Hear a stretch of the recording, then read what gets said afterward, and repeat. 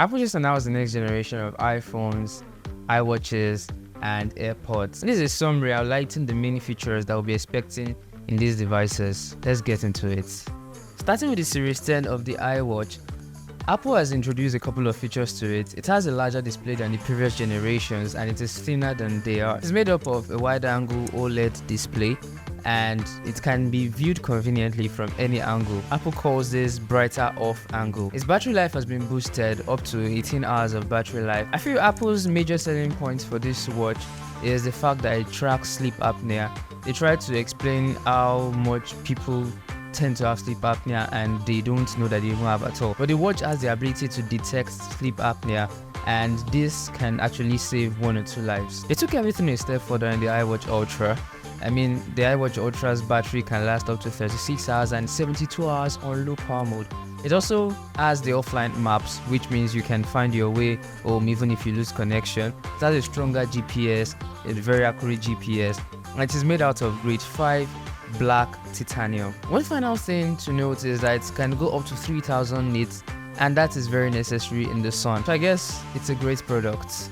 Apple also released the AirPods 4, the AirPods Pro, and the AirPods Max. For the AirPods 4, the major highlights about it is the conversation awareness, adaptive audio, activeness cancellation, battery life, and also a speaker has been added to the case, so you can easily find your AirPods even if they are in the case. Conversation awareness is a feature which I really appreciate, which should really help one on our day-to-day activity. If you're listening to music and someone is talking to you, through conversation awareness, the volume of the music will significantly drop and increase later on when you're done with that conversation. That is quite smart. As expected, it also has the transparency feature. Also, it has the ability to isolate your voice. If you're in a noisy environment, windy environment or something, through the AirPods 4, you can still talk to someone over a call and the fellow will hear you clearly. Something Apple also really emphasized is the fact that they had to create a model that studied the structure of a lot of people's ears for them to come up with this new design. So the design is believed to best fit with anyone's ear at all, either your ears as large as mine or as little as maybe yours that is watching this, as if your ears are not as large as mine. The major selling point for the AirPods Pro is the fact that it has the ability to become an hearing aid. A lot of people today have a bit of hearing loss, but they do not realize it in time. But through the AirPods Pro, you can take a test right on the AirPods and it is clinically certified. It can diagnose if you're having hearing loss already, and as a result, it can be used as an hearing aid. It also has an adaptive EQ feature, which once set up does not have to be changed. It will adjust everything you listen to work with your EQ. That being said, let's talk about the iPhones. Speaking about the iPhones, the iPhone 16 is powered by the A18 Bionic chip. Regularly, the base series uses the same processor as the last flagship, but this time around, the tide has turned. One reason for this is because the processor that will be able to handle the computational needs of AI on device would definitely be higher than what the A17 Pro chip can handle. As a result, we're getting 2 new processors, the A18 processor and the A18 Pro processor, which is for the base series and the flagships respectively. The 16 comes with a 48 megapixel main camera, a fusion camera, and a 12 MP 2x telephoto lens. Second camera, which is literally the first camera, is an ultra wide camera of 12 megapixels. Do you remember Special Video, that 3 video that was really spoken about during the launch of the iPhone 15 Pro Max and the 15 Pro? Yeah, that one. The iPhone 16 can take spatial photos, which are 3D photos that can be viewed later to kind of immerse you into when that picture was taken when you view it on the Vision Pro.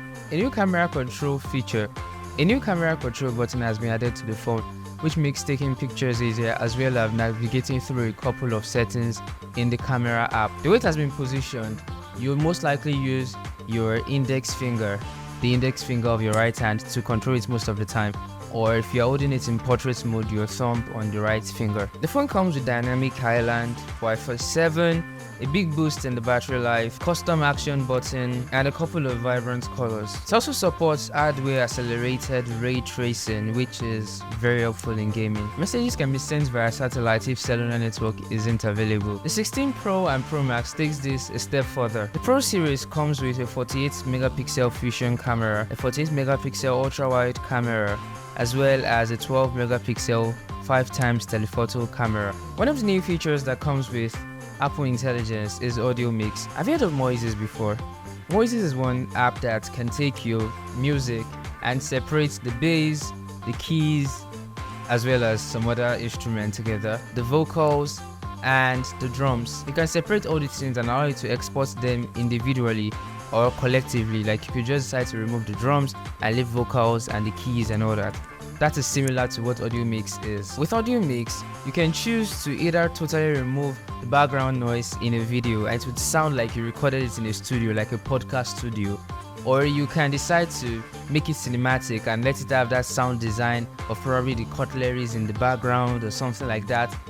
And you can also choose to just leave it the way it actually was when it was recorded. Remember that time when Samsung created that feature that allows you to slow down videos in your gallery? Well, Apple has done something similar. On the Pro series, you can now shoot 4K 120 frames per second Dolby Atmos vision. Like, bro, that is good. That means you can slow it down to 120 frames per second.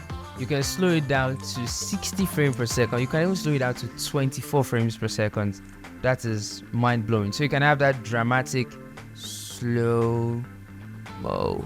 Also, the Pro Max has the best battery life that any iPhone has ever had. That being said, let's talk about prices. The Series 10 starts retailing at $399 for the GPS only, and $499 for the GPS and cellular.